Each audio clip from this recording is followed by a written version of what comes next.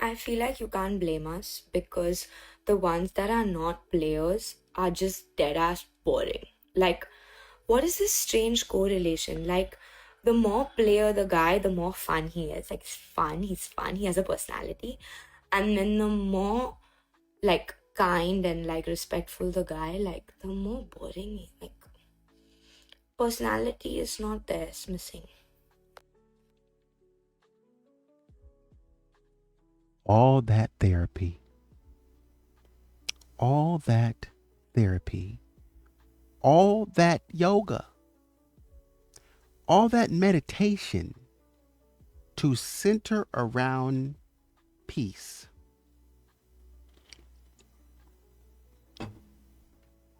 All of that, these tools to center yourself in peace and serenity.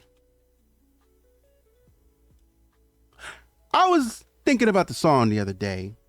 Pretty good song, I think. You may disagree. By Fergie. Big Girls Don't Cry.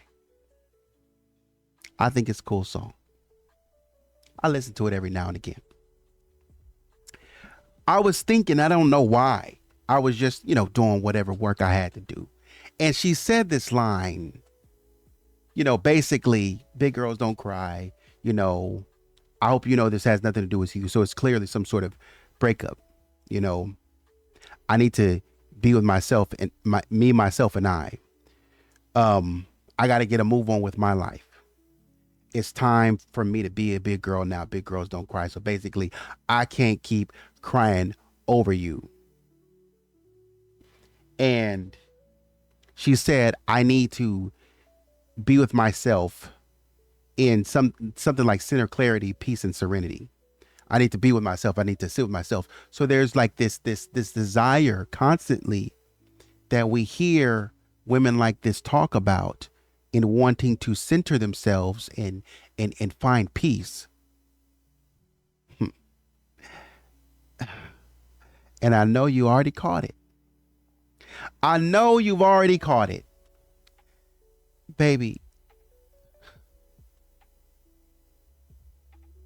the very peace that you are trying to pull into your life through your therapy and learning about yourself and meditation is being directly compromised.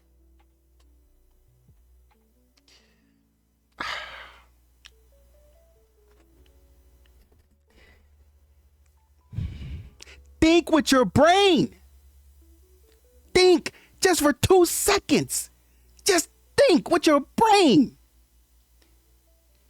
If I seek peace, but then I go out and I derail my peace, or I go out and I find someone who's toxic, don't you think that that's going to derail your peace? For the love of God, use your brain. If you go out and you say, man, I don't want I don't want any unruly animals in my house. I've been there, done that, because I don't want no dogs tearing up my $5,000 couch. I bought it. It's an investment. I saved up for it. I love it. I waited till I got to a place in my life to where I could afford this. I'm not about to go get no dog, adopt or buy or otherwise, that's going to mess up my couch. Because that couch, I paid too much for it. I don't care if I got the money to buy 5 more $5,000 couches. It's the principle. And I know the dog is unruly. Why? Because I could just see you. I'm walking through the pound and I'm looking for a dog to adopt. I could just see you unruly. If I know I don't want to invest the time to get you some training, and I know you don't know how to act around expensive things and nice things, you are bringing this man into your space that is going to wreak havoc on your space. I know you thought about that. But see, this is the problem with you, right? You think it's funny. And instead of addressing yourself, wonder why the therapist ain't catch this. Instead of addressing the issue, because I'm talking about you pay $150 a session. And here is the crux of the problem. You are underlying toxic. Nobody's telling you, and I know you telling yourself, I don't need to be with this man. He's toxic. I haven't learned my lesson yet. I'm being hard-headed, and a hard head is going inevitably to make a soft behind. You know what? But maybe that's what I want. I want a soft behind. That's why I keep on putting myself through this, because my behind ain't soft enough. That's what I want. I would like to continue writing checks that my behind can't cash. But you're going to have to take this.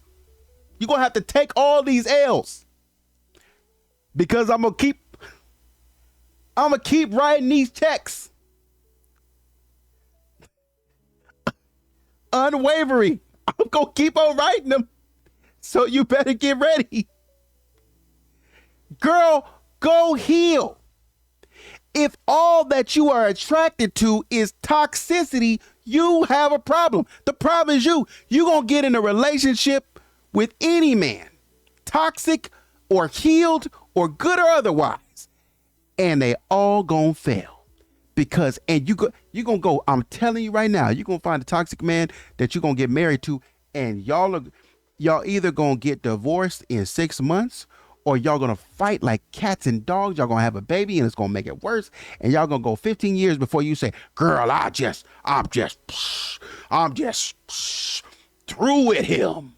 He don't do nothing to make my life better. Men, y'all going to go to the bar, you and your divorcees, talking stupid over a mistake that you made that you can't be accountable for, and you should have never been in it. 15 years ago, you made the wrong decision, and you wouldn't accept accountability for making the wrong decision. Now you sitting in a bar 15 years later getting divorced, talking about, girl, men, when you could have been sitting up, and your mature self finally caught up to where you should have been. That same healing that you created in your house should have been present in your relationships, but you thought it was okay to think that toxicity was fun, that living on the edge was fun. You never stopped to say, what am I doing? All you wanted to notice was all of the things that you thought were so great. You know what I don't understand? When people be joking, ha ha ha ha, this how you know you toxic. Next time when you see this, come around on social media, because it's going to make its way back. My real friend is the one sitting beside me in jail. Ha ha ha ha ha. A friend is a person that comes to bail us out. But my best friend or my good friend, like my sister, is the one who is sitting in jail beside me. My brother ain't never sat in jail beside me. What? Why would we both want to be in jail? Who gonna get who out? Who are you gonna call? They at work, being productive citizens. And now you sit in jail. Why would you want to sit in jail? Think about that. Why? Why is it fun? It's not fun to sit in jail. The food is terrible. There's literally nothing to do. Your freedom is better. But you want to go do the worst thing that you could possibly do. Just walk, just trying to find the worst thing to do. You know what I want to do? I want to go to jail today. Why? Man said back up. Cop said back up, sit down, take it easy. I know you're trying to have a good time here at the club. You sitting there swinging and slurring your words and swinging at the cop. Turn around and put your hands behind your back. Oh, you just don't touch me. You better get your hands off me. Help, help. In jail. Had to go to work the next day. Didn't show up for work. Get dock pay. No call, no show. Boss calling your phone. You're not picking up. Now you got to walk in and explain to the boss why you didn't show up for work. And now you got people looking at you sideways like, what kind of person is this? All because you thought it was fun to get drunk and act a fool in public. And you thought it was a memory for y'all all to get in trouble. Now, let me tell you something. Because we talk about safety a lot. What if that turns out in the worst possible scenario? I was watching the other day, and it was happening to men, where these two men were following men out of the club. And they were saying that basically, let's go home together. And what they would do is they would take these unsuspecting men home, get in their apartment, and they would lace them. Lace them real bad. Lace them to where they would not wake up, and just take everything and leave, and just walk on out and leave like nothing ever happened. What if that situation happened and you sitting there laughing and kikiing like that can't happen? You need to heal. You got a problem, baby. And you trying to blame and say, oh man, he's so boring. No, you're just toxic. That's what it is. If you want him to do more fun things, then just tell him. And make sure your fun things that you doing ain't gonna get nobody in trouble. Why is it funny that's childish? It's like we in middle school. Get this score off my screen. I'm tired of seeing that. It's like we in middle school. You just want to get in trouble to be getting in trouble. And you make fun of the kids who said, man, I can't go to ISS again. I can't go to in-school detention again, man. Like, my dad on my behind, bro. My dad, he read me a new one. He got on me and didn't stop. I ain't trying to go back. Oh, man, you went, blah, blah. Because I don't want to go back to ISS. It's boring. I'm telling you, and you know it. You know it's boring in there. But you want to keep going back for what? And then you get lonely when everybody leaves ISS. And you're like, dang, I'm in here by myself. Because nobody wants to be in here, bro. Freak. Used to go to ISS and it would be boring. Trying to find ways to pass the time. Start bringing in headphones and stinking them in my ear. Ain't got nothing but a book. Everybody going outside and seeing people. Be happy. Be in ISS for 5 days. What was I thinking? Be happy to see somebody come in. Oh, somebody from the outside. Oh man, I see you. But you get back outside the football and you got football coaches coming in, see you in ISS. What you doing in here? Oh man, when I come out, it ain't so funny no more because I got punishment when I get back out to football. That's what you doing.